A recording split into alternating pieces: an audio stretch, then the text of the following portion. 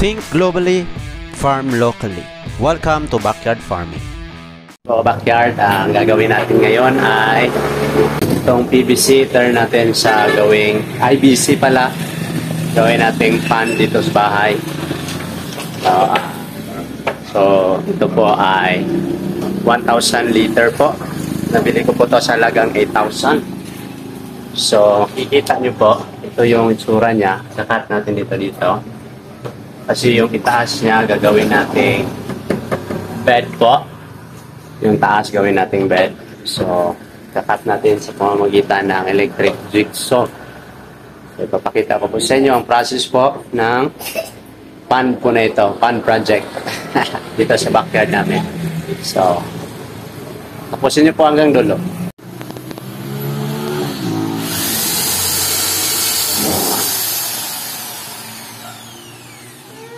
Dali.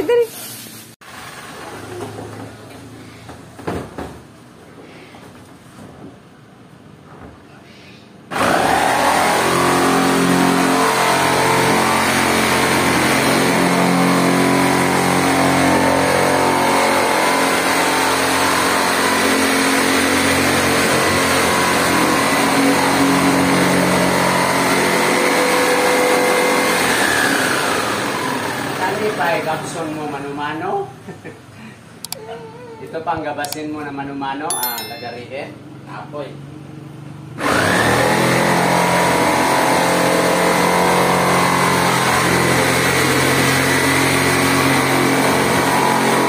Ito po kabakard, tapos na. Maigo sa sila. So, ito yung hugasan natin. Ito yung gawin nating bed. Lagyan natin ito ng mga balas at saka bato-bato. Gawin natin ang bed. Ipakita ko po sa inyo ang plastada. Ito yung laman niya. Ang laman niya ay mga blue. So, kailangan pa itong kailangan pa hugasan po sa backyard. So, yan po. Nilinisan ko po siya sa backyard. Gamit po yung portable pressure washer. Nabili ko po yan sa Shopee po. So, maganda rin siya gamitin kasi pwede mo lagyan doon sa nozzle na ikapalitan mo siya ng sabon at sabon din yung spray niya, and then pwede nyo palit-palitan yung nozzle niya.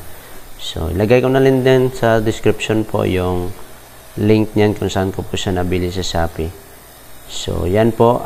Diyan po ako natagalan ka-backyard sa paglilinis ng glue. Gumamit po ako ng brush at saka talagang mano-mano. Masok dyan ako sa loob. Saka nilinisan, ni-brush ko po yan ng todo para po mawala yung glue, yung chemicals.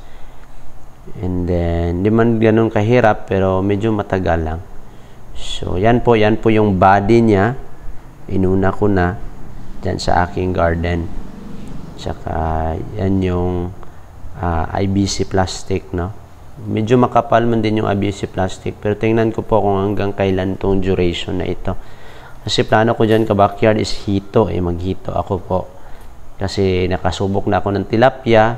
Kung gusto nyo pong makita yung aking mga tutorial sa tilapia po, backyard, meron po sa playlist dyan sa aking YouTube channel po.